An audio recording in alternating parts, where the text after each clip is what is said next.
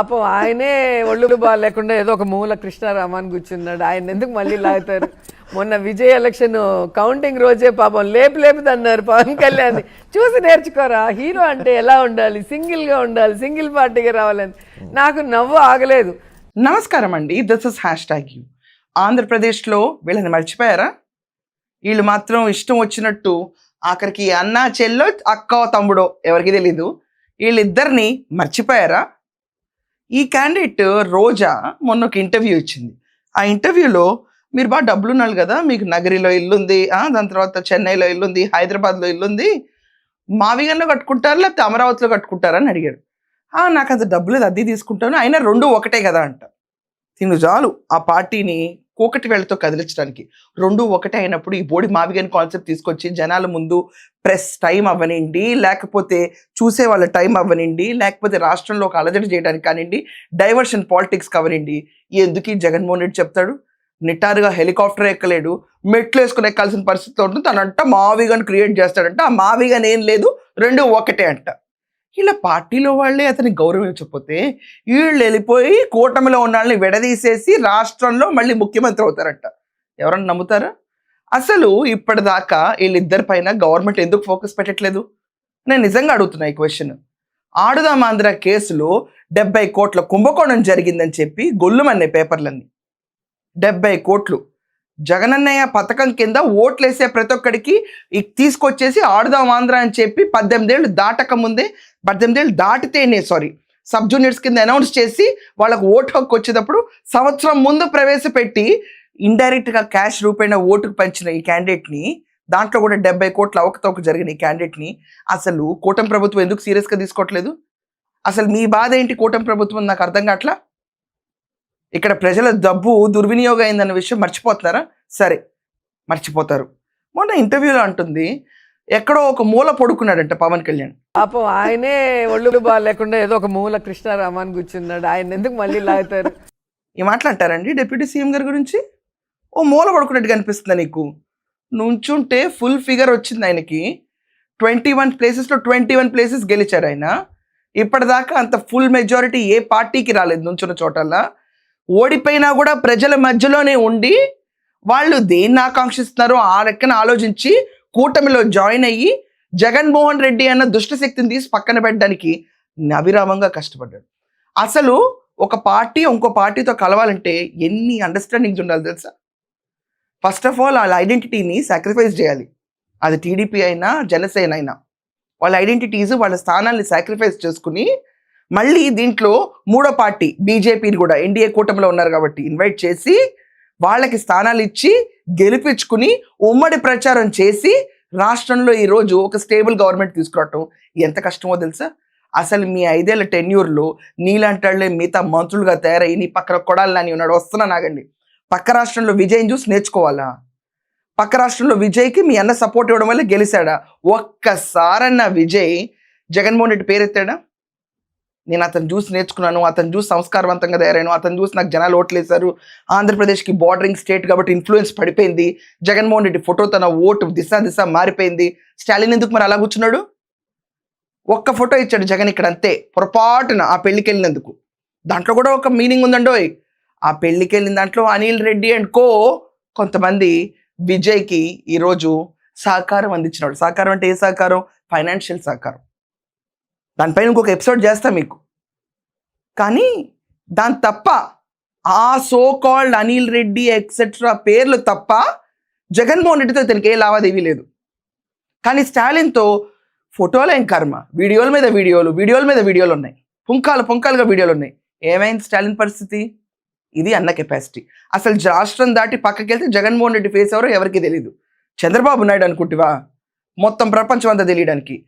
Jaganmohan Reddy in a way యాక్చువల్గా కుంభకోణాలు, liquor స్కామ్లు ఇవన్నీ కూడా ఒక కేస్ స్టడీ అయింది, అలా తెలుసు. అంతే తప్ప ఇంకెలా తెలుసు? ప్రపంచంలో జగన్మోహన్ రెడ్డి ఎవరికి తెలుసు? ఈమెను అరెస్ట్ చేయకుండా కూర్చుంటారు, ఇంకా ఏమితో మాట్లాడిపించుకుంటూ ఉంటారు. ఇదేంటో నాకు అర్థం కాదు. రెండోది కొడాలి నాని. లిటరలీ మొన్న అక్కడ Bihar chief minister floor of the హౌస్లో గుట్కా వేసుకుంటున్న వీడియో వచ్చింది. అది కూడా ఇక్కడ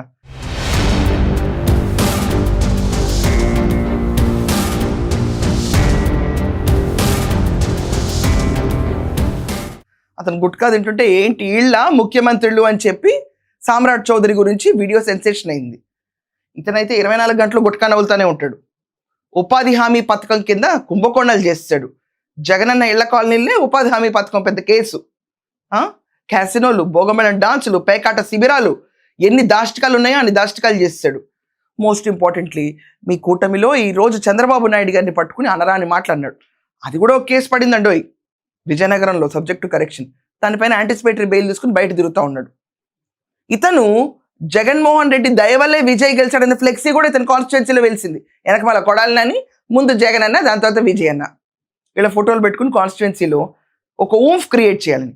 పక్క రాష్ట్రంలో గెలుపుని తీసుకొచ్చి మీరు వంకలు దిద్దుకుంటున్నారు, కానీ ఈ రాష్ట్రంలో మీకున్న భవిష్యత్ ఏంటో ఎప్పుడైనా ఆలోచించారా? జస్ట్ జోకర్ ఎలిమెంట్స్గా తయారయ్యారు ప్రతి ఒక్కళ్ళు. ఒక్కళ్ళన్నా సీరియస్ పొలిటీషియన్ లాగా ఆలోచించారా? అతను చూడండి, సిగ్గు తెచ్చుకోండి నిజంగా.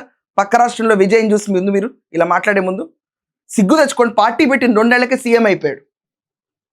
ఈరోజు రాజకీయం అనేది పర్ఫెక్ట్గా తన బ్లడ్లో లైన్లో ఉన్నట్టు రియాక్ట్ అయిపోతున్నాడు ప్రతిదానికి. ఎంతమందితో పొత్తులు కావాలో అంతమందితో పొత్తులు పెట్టుకుని సాఫీగా సెక్యులర్ గవర్నమెంట్ తీసుకెళ్తాడు. మీరు వచ్చారు, గవర్నమెంట్ పెట్టారు.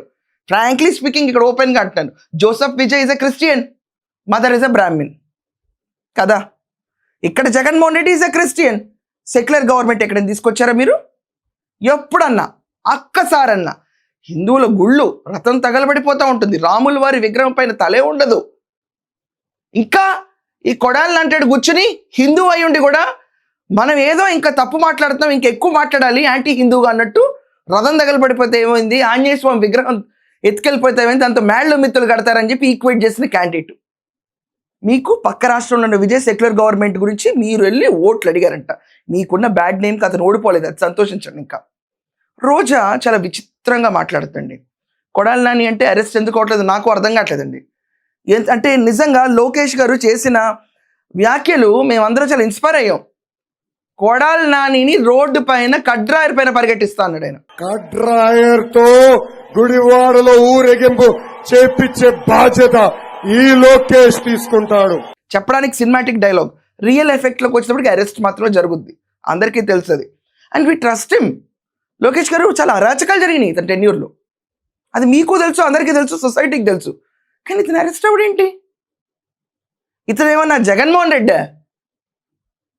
తిప్పు కొడితే కొడాలి నాని. దాని తర్వాత రోజా మహిళ అని ఒక సింపతి లైన్ పెట్టుకుని తప్ప ఇంతకాలం నేను అరెస్ట్ చేయకుండా నిన్ను వదిలేశారు చూడు, అది నిజంగా ఈ కూటమి ప్రభుత్వం తప్పు. అది నువ్వు చోట గెలవు, అది పక్కన పెట్టు. నగరిలో నీకైతే సీట్ రాదు, జగన్మోహన్ రెడ్డి ఇవ్వలేడు. ఇక ఎన్ని మెట్లు వేసుకుని ఎక్కుతాడులే, ఇంకా గెలవటానికి కష్టం. కానీ అసలు రోజాని మహిళ అనే ట్యాగ్ లైన్ తీసి పురుషులకు మహిళకు సమాంతర న్యాయం అని తీసుకొచ్చి చంద్రబాబు నాయుడు గారు కొంచెం ఈ సాఫ్ట్ యాంగిల్స్ పక్కన పెట్టి రోజాని అరెస్ట్ చేస్తే వీళ్ళకి కొంచెం వాగుడు తగ్గుతుంది. మమ్మల్ని ఏం చేస్తారులే, కూటమి ప్రభుత్వం ఉన్న మమ్మల్ని ఏం చేస్తలే, పక్కనున్న డిప్యూటీ సీఎం మూల పడుకున్నాడు, అతనితో లాక్కొస్తున్నారు, పీక్ తన్నారు జనాలు. ఎవరిని తన్నారు?